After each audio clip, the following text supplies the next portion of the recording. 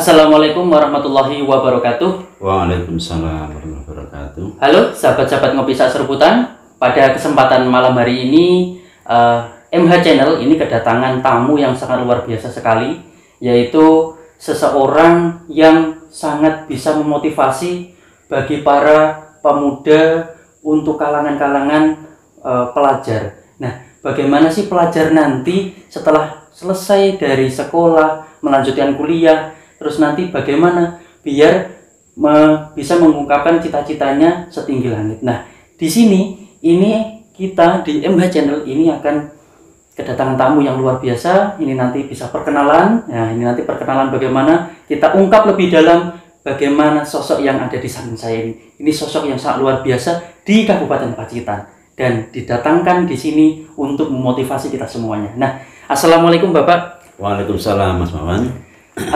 Ini Bapak namanya siapa Pak? Diperkenalkan diri biar teman-teman dari sahabat-sahabat MH Channel ini tahu. Baik, nama saya Imam Mahfud, alamat RT 2 RW 2 Kelurahan Bariarjo, tepatnya sebelah utara Masjid Bariarjo, Mas. Saya tinggal di Bariarjo sudah sejak tahun 2002 sehingga sekarang sekitar 20 tahun. 20 tahun, sudah ya. 20 tahun. Itu Bariarjo itu kecamatan Pacitan ya? Iya, jadi Kelurahan Bariarjo, kecamatan Pacitan, Kabupaten Pacitan. Ya, berarti di area kota ya? Iya, betul. Kota. Nah, terus riwayat pendidikannya Pak? Apa Pak riwayat pendidikannya panjenengan? Oh iya, saya kecil itu tadi saya katakan mulai 2002. Saya kecil itu di Desa Sambong, tepatnya Dusun Turiayam, sebelah barat Masjid Wates, Pondok Wates.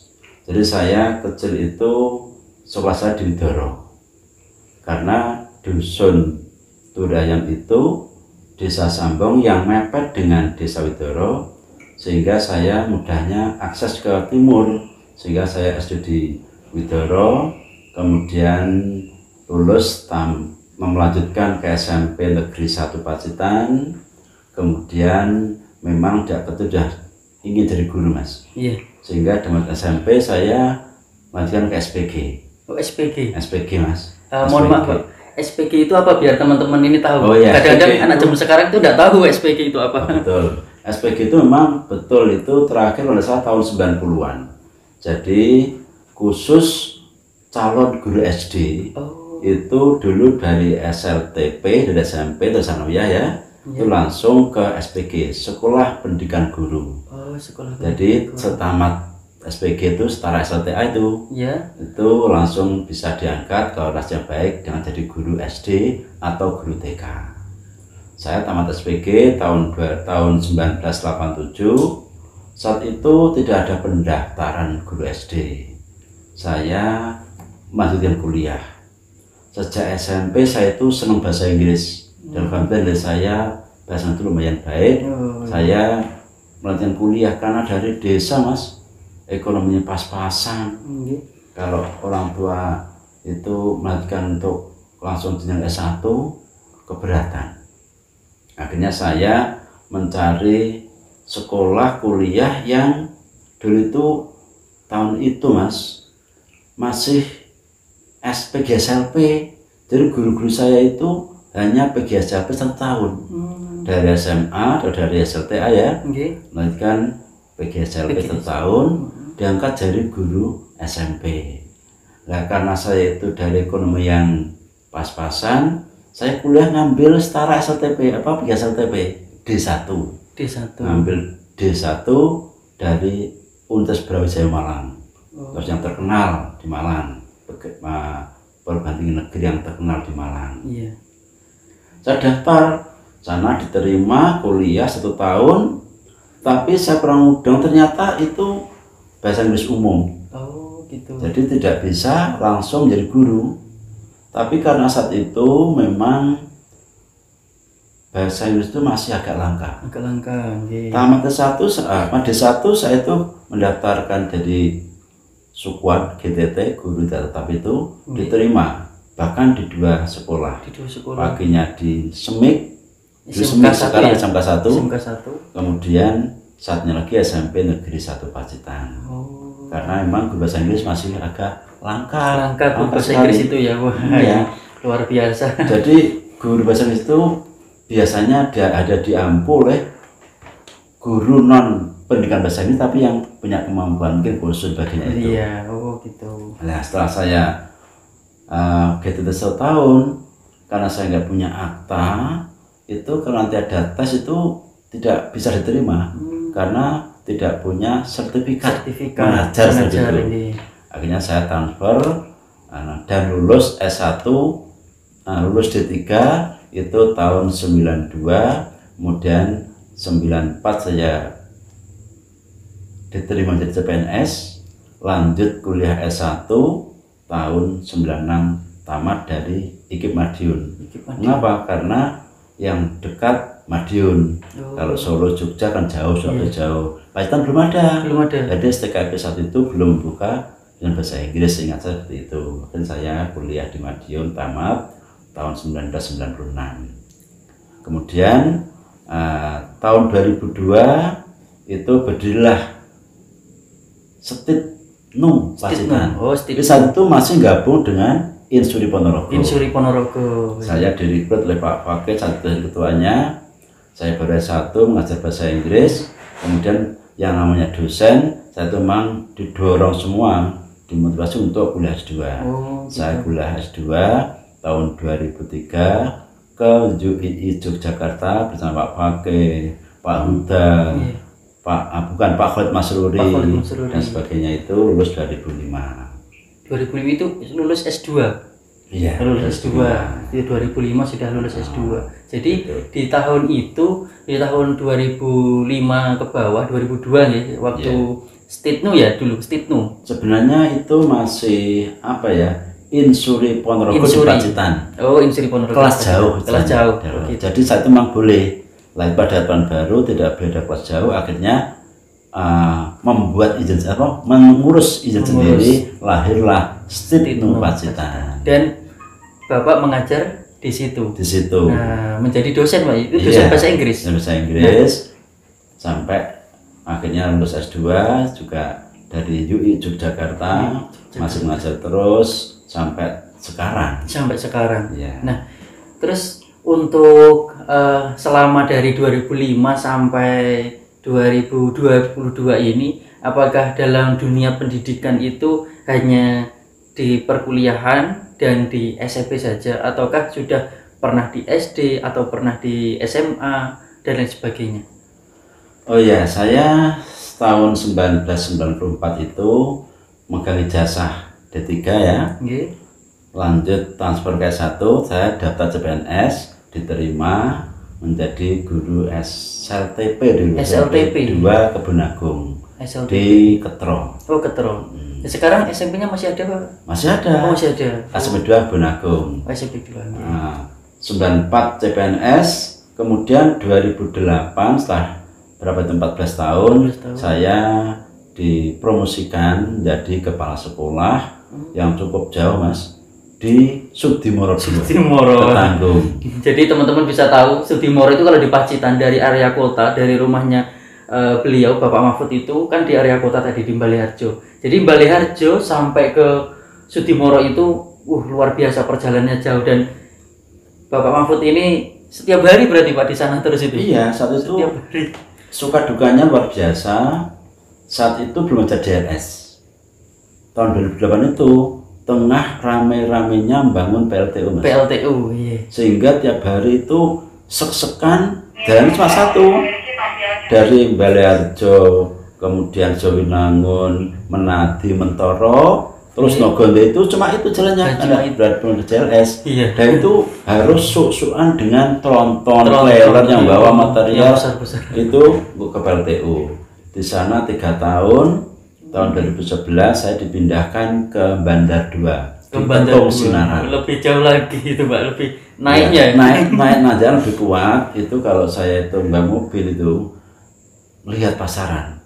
Pasarnya apa ya? Iya. Kalau pas pasar belum dalam saya nggak berani. Nggak berani bawa mobil. Karena banyak sekali anduan itu nggak bisa nyalip.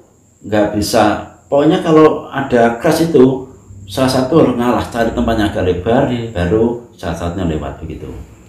Alhamdulillah di Peronsen hanya 1 tahun, kemudian pindah ke SMP 3 Tulaan di Nglaran sampai 2018, kemudian dipindah ke SMP 2 Tulaan di Losari sampai tahun 2022. Juni yang lalu alhamdulillah diberi SK di SMP Negeri 1 Benagung, jadi sudah dekat.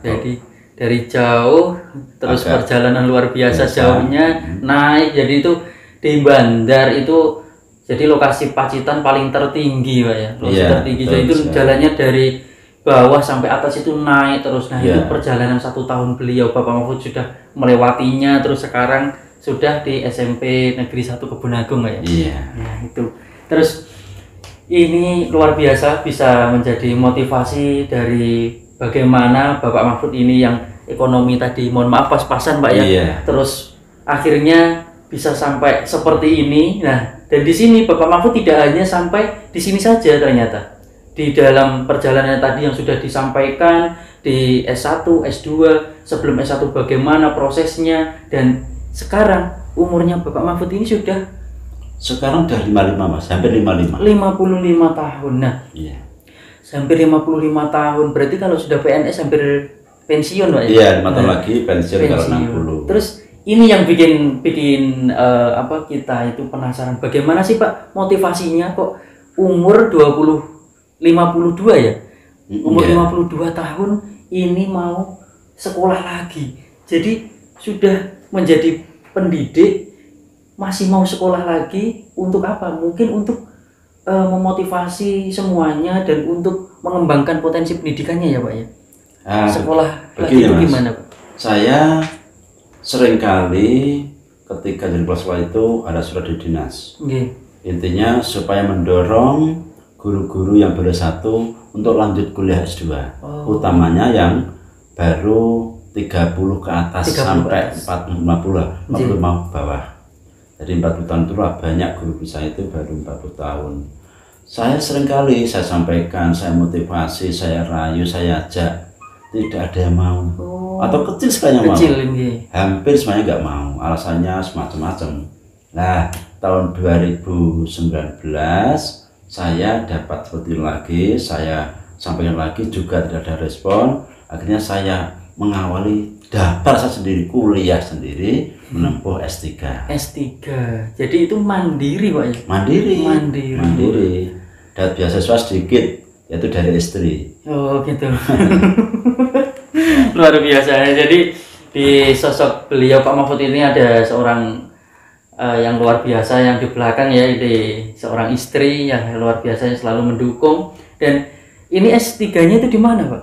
Ya saya karena saya mengajar di Stainupa, kemudian jadi kepala sekolah, itu kan utamanya manajerial, memanage, menata, mengatur sumber daya manusia, mengatur sarpras, mengatur keuangan dan sebagainya. Mas mengambil jurusan MP Manajemen Pendidikan Islam di UIN 1 Tulungagung. Contohnya Universitas Islam Said Al-Rahmatullah Tulungagung, disingkat UIN 1 Tulungagung.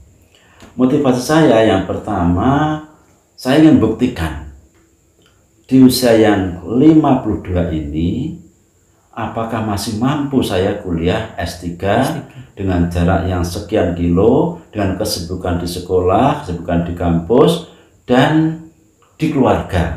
Di keluarga saya tidak ditinggalkan. Kalau saya nanti lulus, ini akan saya jadikan bahasa Jawa ini kocok brenggolo, cermin. Kilo saya seusia yang 52 tahun saja masih bisa lulus dengan tepat waktu. Jadi pas saya itu 6 semester Mas, 6 semester. Kalau sampai 7 semester ke atas itu didenda. Di samping bayar kuliahnya didenda 1.500.000. Alhamdulillah tahun 2019 saya daftar, 2022 bulan Juni kemarin dinyatakan lulus setelah melaksanakan ujian terbuka. Ujian terbuka. Jadi saya bisa membuktikan nanti kalau ada yang edan lagi, ini loh saya yang udah tua ternyata kuliah yang sangat berat, SDM sangat berat sekali mas, itu bisa lulus. Sekarang monggo ibu-ibu, bapak-bapak, ibu guru yang baru S1, ayo semangat kuliah S2, jangan cukup S1. Itu apalagi sekarang sudah zaman seperti ini, S1 itu mungkin untuk guru saja, guru dulu TK S1, SMP minimal ya S2 lah gitu. SMA, SMK, SMA, S3 itu. Kalau belum tinggi harus jadi profesor. Itu jadi terus terus begitu itu. Dan sampai guru TK S1, guru SMP ya S1. Nah ini kan ya kurang lah. Memang itu standar minimal. Standar minimalnya. Boleh sudah bisa diakui, tapi ya karena jenjang sekarang itu harus terlalu ditingkatkan kompetensi dan persaingan itu semakin hebat, maka SMP saya dorong, ayo yang baru S1 segera kuliah S2 dan yakin bisa, yakin lulus. Saya buktikan sudah umur 52, di tengah kesibukan di sekolah menata manajerial sekolah, di keluarga juga demikian, juga desain upah, alhamdulillah 3 tahun tepat saya bisa lulus. Tidak sampai didenda. Wah, luar biasa sekali. Ini jadi motivasi bagi diri saya sendiri dan juga teman-teman sahabat-sahabat MH Channel ini. Jadi yang menyaksikan ini luar biasa sekali. Ini adalah motivasi bagi kita semuanya, yang mana umur itu tidak menghalangi untuk belajar terus Pak ya. Betul. Itu. Betul kan, kakak cuma tahu ya, mati lah itu ya. Iya. Lahir sampai mati lah sampai. Jadi itu menuntut ilmu itu tidak ada hentinya sampai kita berhenti bernafas Pak. Betul sekali. Kapanpun harus tetap belajar untuk ilmu, dan kalau tidak semacam dipaksa mas, itu kalau saya itu agak sulit. Misalnya kan sekarang banyak buku, banyak e-book, banyak internet banyak. Tapi kalau nggak kuliah terus bahasa itu ya susah mas. Tapi kalau kuliah dan bayar, besok harus presentasi, minggu depan harus presentasi. Sekarang mesti buka buku, cari referensi di internet, ngetik, buat makalah. Dengan seperti itu saya akan memaksa diri untuk belajar. Kalau tidak seperti itu, saya nggak mungkin akan membuat makalah sekian banyak, buat tesis dan sebagainya, buat disertasi, nggak mungkin. Dengan kuliah akhirnya mau nggak mau kalau udah bayar sekian juta, harganya mahal mas, hampir 100 juta. Wah. Untuk 3 itu. Dan perjuangannya memang berat sekali. Jadi kalau sudah awalnya mau presentasi itu, saya juga adem panas mas. Betul. Teman-teman saya itu baru 25, 26, 27, yang 50 hanya saya sendiri, lainnya 4 atau 9, ada 2 orang, lainnya itu sekitar 30-an. Berarti satu kelas itu panjenengan paling tertua sendiri? Paling tua mas. 14 mahasiswa, saya yang 52, bahasa saya 49, 48, lainnya itu 25 ke 30. Ya ada 41 ada. Paling banyak itu sekitar 25 sampai 30. Itu baru tamat S2, jadi masih kebul-kebul. Masih begitu baru. Ada tugas buat makalah, cepat sekali dan bagus. Saya pertama lihat presentasi itu ya kagum, ya heran, ya takut, cemas saya kok bisa ya. Itu mas pertama. Jadi saya itu berat sekali awal-awal itu. Akhirnya saya banyak baca terus. Semua saya baca, saya pelajari, membuat makalah, mau presentasi itu betul adem banget. Malam itu nggak susah tidur itu. Nah itu bisa saya lewati. 1 tahun itu teori 1 tahun. Habis itu semester 3 tahun kedua itu sudah mulai proposal. Jadi untuk tamat S3 itu harus melewati 7 tes mas. 7 tes. Yang awal mudah, tes masuk itu kalau untuk S3 katakanlah formalitas, asal datang mengerjakan insya Allah lulus. Karena nggak banyak pesertanya, hanya 14, 16, 12 itu sudah sah dari proses dan sudah seperti itu. Kemudian yang berat ini 1 tahun itu ada sekitar 14 mata kuliah, itu membuat makalah, presentasi, dan diserah sana sini, dibantai juga oleh teman-teman dan juga dosen, itu direvisi. Terakhir akhir semester itu cuma merevisi itu, jadi tidak begitu berat sebenarnya itu, seasal dibuat sendiri, dipresentasikan, kemudian mau membaca apa yang disarankan oleh teman dan dosen dipenuhi dengan baca banyak itu ya bisa. Jadi tesnya itu yang kedua itu merevisi makalahnya sendiri. Kemudian yang ketiga itu mulai fokus pada disertasi. Mulai namanya adalah kualifikasi, ujian kualifikasi. Jadi judul ditemukan, di-ACC oleh promotor. Itu ada subjek mayor, subjek minor. Subjek mayor itu dipecah menjadi 10 subbab. Tiap subbab didukung 5 buku. 10 kali 5 berapa? 50 buku. Subjek minor sama, dipecah dari 10 subbab, dipecah, masing-masing subbab didukung 10 buku atau jurnal, 50 buku, 100. Kemudian untuk bab 3 metodologi itu dibuat minimal 5 kali 5, 25 buku. Jadi butuh buku 125 buku. 125 buku untuk disertasi itu. Iya, itu baru kualifikasi itu diuji, dilihat semua subjek mayor, subjek minor dan sebagainya. Itu saya tantangan pertama itu, Mas. Itu saya gagal. Gagalnya apa? Saat itu 2 yang diuji, teman saya di Tengah dan saya. Yang pertama itu judulnya kan nggak tahu, Mas, ini kan udah Dimas diri jadi mandiri. Ternyata judul saya itu mirip dengan yang pertama, padahal jauh loh, nggak pernah komunikasi anak Tenggalek sana. Ternyata saya hampir sama, saya didis loh, ini kok serupa dengan tadi, nggak bisa, ini harus tadi lagi, mulai keras lagi, cewari lagi, dapat lagi, dipecah lagi, nggak cari buku lagi. Nah itu dengan buku yang berbeda. Ya, maksudnya seperti itu. Tapi yang penting, misalnya ada tujuan, ada fungsi, ada manfaat. Itu misalnya buku itu ada, itu jangan pakai buku ini, nanti berikutnya buku yang sama itu untuk sini, untuk yang sebagainya itu selesai. Alhamdulillah ujian berikutnya dinyatakan lulus. Kemudian baru proposal. Bab 3, bab proposal ini. Bab proposal selesai, ke lapangan itu cari data, ujian seminar hasil bab 4. Habis itu lanjutkan pembahasan bab 5, bab 6 penutup, berisi kesimpulan dan implikasi teori dan praktek. Jadi ada ujian kualifikasi, proposal, seminar hasil, ujian tertutup. Ini memang berat. Ada penguji eksternal, dari luar kampus sendiri. Saya pengujinya seorang dosen profesor dari UIN Surabaya. Itu memang diuncai betul tertutup itu. Jadi dihadapi oleh 7 profesor dari dalam kampus tambah 1 dari luar kampus atau eksternal.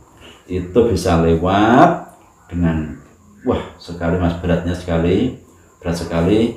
Yang dari luar itu, Mas, saya itu satu kan masih tidak bisa hadir, akhirnya lewat Zoom. Setelah selesai saya diberikan catatan revisi. Saat itu catatannya itu berapa? 2 halaman. Saya buka itu, saya yang belenger. Yang dari internal itu 5, 7, 6, 4 biasa dulu. Ini saya print 2 halaman. Saya revisi sampai hampir 1,5 bulan. Akhirnya dinyatakan beres, tuntas. Akhirnya tanggal 14 Juli saya diberi jadwal untuk ujian terbuka. Terbuka itu agak mudah. Sebenarnya mudah. Dosen saya mengatakan yang susah itu ditutup, itu betul-betul digali dari dalam, diuncai di Jawa. Dan itu kalau diibaratkan itu akad nikahnya, terbuka itu hanya seremonial atau pesta perkawinan. Jadi happy. Tapi ternyata juga ada tantangan, Mas. Sebenarnya soal-soal itu yang ditanyakan saat tertutup itu setelah diskusi ditanyakan lagi. Jadi hampir tahu pertanyaan itu, sebentar itu saja. Tapi beratnya juga ada yang membuat ketir-ketir, Mas. Ujian terbuka itu dihadiri 100 minimal dari orang luar. Orang luar itu. Pokoknya harus membawa pendukung atau supporter, Audien. 100. Kalau teman-teman dari Tulungagung ini ya bisa 150, bisa 200 kan dekat. Ya dari Pacitan saya kemarin sekitar 95. Udah bagus itu untuk luar. Itu udah bawa dari teman dari sekolah, dari pendidikan, dari teman-teman KKS, saya bawa semua. Sebenarnya yang buat berat, yang buat nervous itu karena di situ kan saya membawa guru-guru saya dari SMP Benagung sekian 25, dari Tulaan 2 sekian puluh, dari 3. Jadi ada guru-guru menyaksikan saya ujian. Kalau saya salah, padahal sebenarnya nggak sulit, kan saya malu gitu loh, malu. Jadi tantangannya yang di situ. Iya. Nah itu memang pernah terjadi. Seorang kepala apa begitu, karena dia kepala menghadirkan anak buahnya, pertanyaan nggak begitu sulit tapi nggak bisa. Ya otomatis down. Itu yang membuat susah di situ untuk terbuka itu. Jadi kalau sampai salah di hadapan anak buah itu yang membuat ya merah seperti itu. Alhamdulillah saya kemarin ya diuji, yang dari Surabaya juga demikian. Alhamdulillah bisa melatih. Ya katakanlah tidak ada permasalahan yang berat, semua bisa saya lewati. Dan alhamdulillah pada pukul 15.00 kemarin itu saya nyatakan lulus dan predikat sangat memuaskan. Belum mas, alhamdulillah. Perjuangan 3 tahun mentah-mentah mas.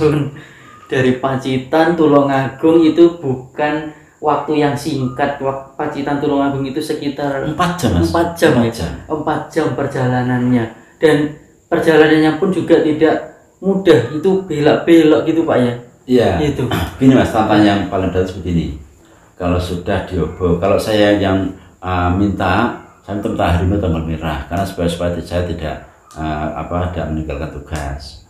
Saya ke rumah, pas saya ke rumah, menjawab, telepon lagi, diberi izin ke rumah, di Sherlock sana semuanya. Kemudian kalau satu hal, Pak, kapan bisa bimbingan? Jawab, besok bimbingan jam 7 di kampus atau di rumah. Itu kalau 4 jam karena saya berangkat jam 3, jam 4 mas, jam 3 ya. Jam 3 itu kan lelap tidur. Saya nggak mungkin, saya berangkat, saya siasati menjelang orang-orang mau berangkat tidur, saya berangkat. Jam 11, itu saya berangkat. Kalau ibunya pas longgar, nggak ada acara, ibunya itu istilah mendampingi saya. Kalau tidak bisa diatur karena ya sama-sama bertugas, ya saya sendiri mas. Pernah hujan-hujan, rintik-rintik, gerimis-gerimis, becih itu ya. Saya harus berangkat sendirian. Anak-anak di luar kota semua, ibunya nggak bisa menjalankan tugas.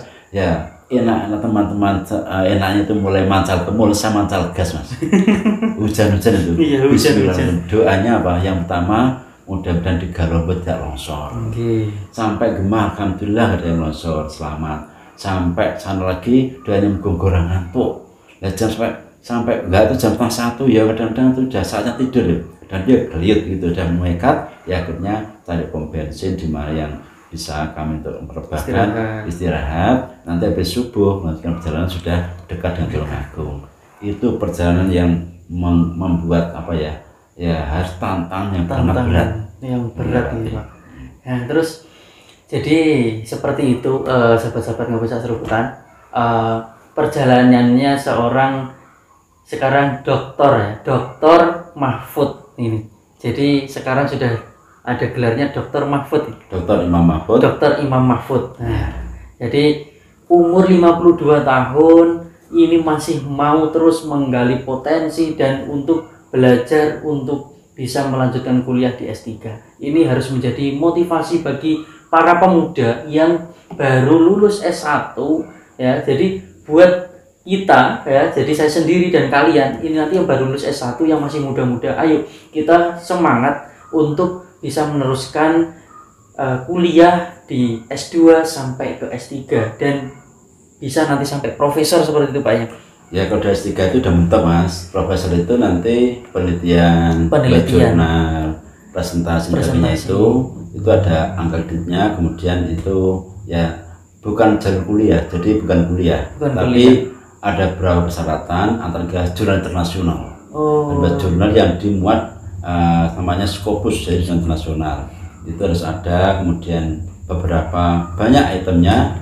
Jadi kalau S3 doktor itu dari jalur pendidikan formal ya, tapi kalau profesor itu bukan lewat bangku tapi dengan penelitian antara lain membuat jurnal internasional.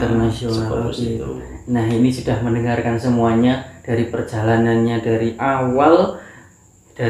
awal bagaimana perjalanannya, sekolahnya, terus sampai kuliah, sampai dokter sekarang, dan ini terakhir Pak, ini motivasinya bagi para pemuda khususnya di Pacitan dan umumnya di seluruh Indonesia, khususnya bagi para pemuda dan bagi para pendidik-pendidik yang lain, ini bagaimana untuk agar bisa termotivasi untuk bisa sekolah lagi, belajar dan terus belajar. Bagaimana? Silahkan, monggo. Ya, saya seorang pendidik, seorang kepala sekolah yang instansinya adalah Dinas Pendidikan, dan saya orang yang pertama lulus S3 di usia 55 tahun. Sekian ribu Bapak Ibu baik dari jenjang TK, PAUD, SD, SMP, ini yang usianya di bawah 50. Monggo semangat. Jangan puas hanya punya ijazah S1. Ijazah S1 saja. Minimal S2 lah. Minimal lah itu S2. Syukur-syukur mengikuti jejak saya kuliah S3. Yang penting satu, niatnya kuat, semangat, dan tangguh.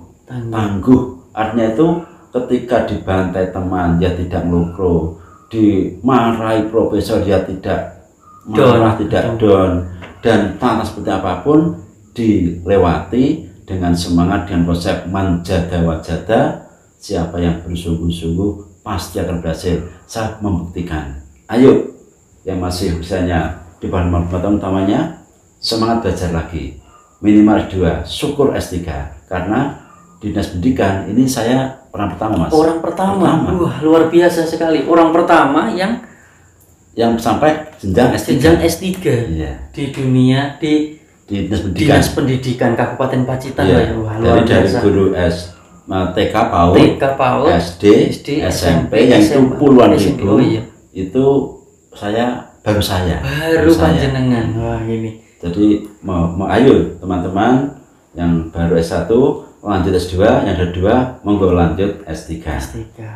Nah, luar biasa sekali. Jadi seperti itu perjalanannya dari pertama ini Bapak Mahfud, sekarang ini yang sudah menjadi Dr. Imam Mahfud. Ini satu-satunya yang ada di Pacitan di dunia Dinas Pendidikan ya Pak. Dinas Pendidikan. Jadi dari TK atau PAUD, SD dan SMP. Ini satu-satunya baru beliau. Ini luar biasa sekali. Jadi ini motivasi bagi kita semuanya, bagi diri saya sendiri dan bagi kalian yang masih muda-muda juga untuk bisa termotivasi dari Dr. Imam Mahfud ini. Jadi dari perjalanan yang luar biasa sekali, kita sudah menyaksikan, kita sudah menonton video ini tadi dari awal hingga akhir sudah dijelaskan dengan detail bagaimana seorang Dr. Imam Mahfud ini untuk dalam dunia pendidikan itu sangat semangat, berjuang terus, tidak ada hentinya, dan apapun rintangan, tantangan itu bisa diselesaikan dengan mudah. Yang mana di S3 ini umur 52 tahun ini bukan umur yang muda lagi, tapi umur yang sudah dianggap cukup tua, tapi luar biasa sekali dengan pemikirannya yang cerdas, yang masih semangat, energik, ini luar biasa sekali. Nah, ini bisa bermanfaat dan bisa untuk termotivasi bagi kita semuanya. Oke, dan untuk itu mudah-mudahan video ini bisa bermanfaat untuk kita semuanya. Kalau video ini bermanfaat, silahkan di-share kepada orang lain, kepada kerabat, teman, saudara, dan semuanya agar bisa melihat video ini yang sangat bermanfaat. Ini luar biasa. Sekian, terima kasih Bapak Mahfud sudah datang ke MH Channel ini memberikan motivasi yang luar biasa sekali. Terima kasih. Nanti kita bisa berbincang-bincang lagi di lain waktu. Dan Terima kasih untuk kalian yang sudah menonton video ini. Sekian, wassalamualaikum warahmatullahi wabarakatuh. Waalaikumsalam warahmatullahi wabarakatuh.